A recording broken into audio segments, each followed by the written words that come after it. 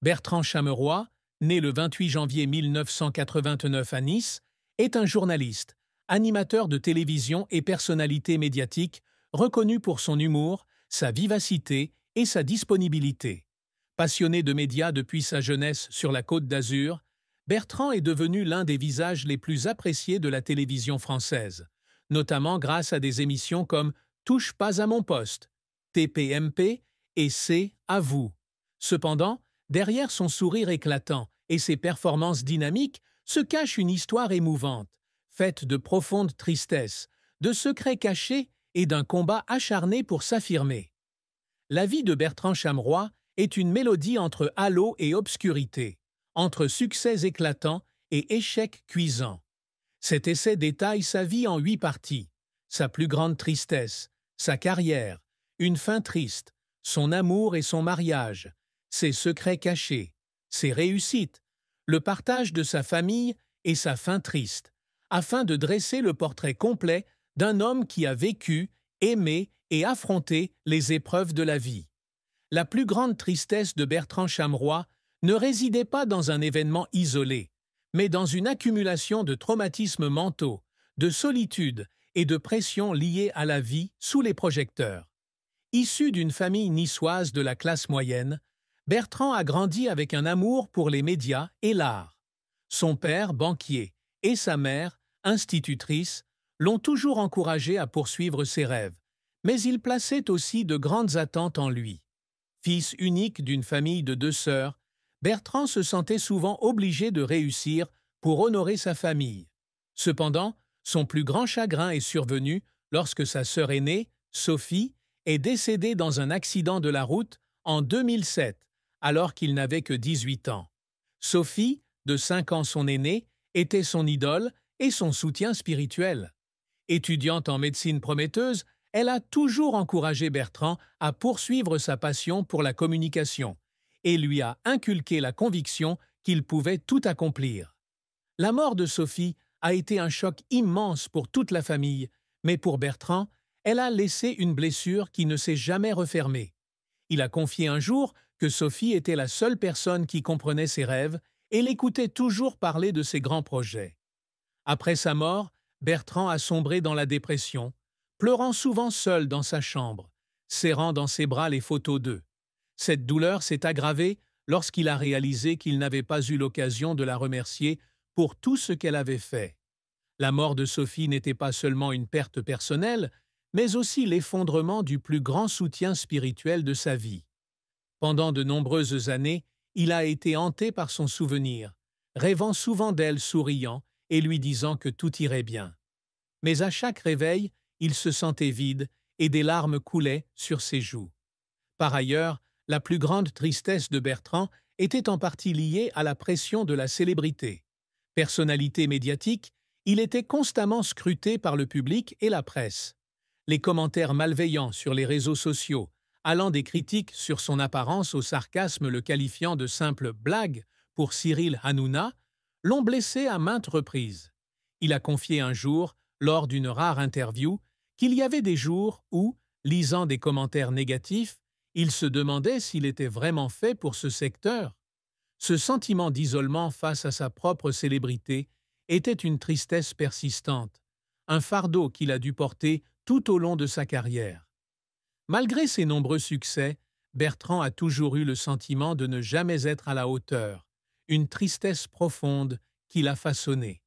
En 2015, Bertrand est nommé animateur de sa propre émission, le journal de Bertrand Chameroy, dans le cadre de TPMP, marquant ainsi une étape importante de sa carrière.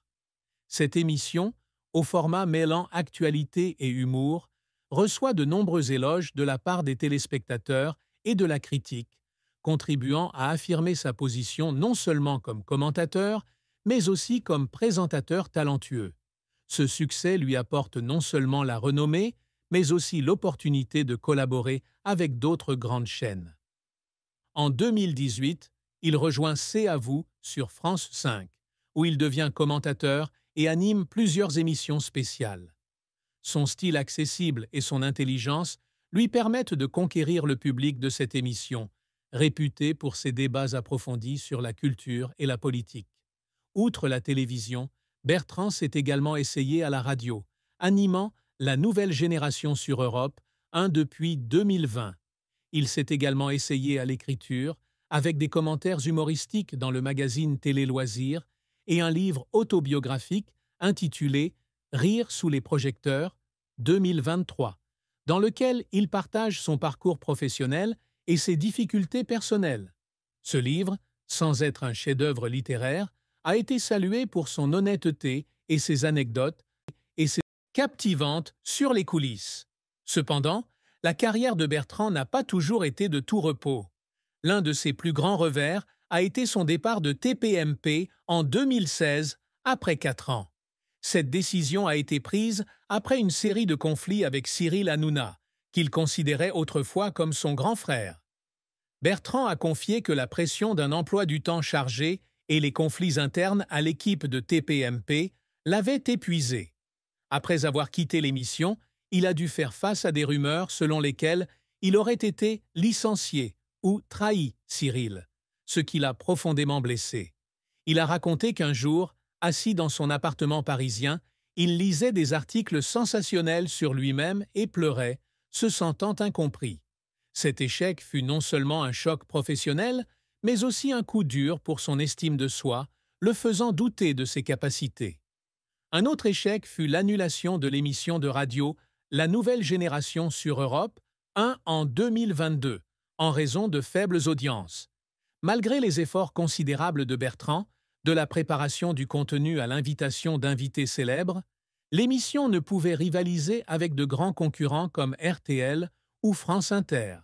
Cet échec lui donnait le sentiment de ne pas avoir été à la hauteur de son potentiel, et il a un jour admis avoir pleuré en studio après sa dernière émission, ayant l'impression que tous ses efforts étaient partis en fumée. Les moments qui faisaient de pleurer Bertrand ne provenaient pas seulement de l'échec, mais aussi de ses efforts acharnés pour faire ses preuves. Il a un jour raconté que, lors de la préparation d'une émission spéciale sur C'est à vous, il était resté éveillé jusqu'à 3 heures du matin à répéter le texte, juste pour être sûr de ne pas faire d'erreur à l'antenne. Un jour, après une séance d'enregistrement de 12 heures, il rentra chez lui et pleura devant le miroir, non pas par tristesse, mais par soulagement, sachant qu'il avait fait du bon travail.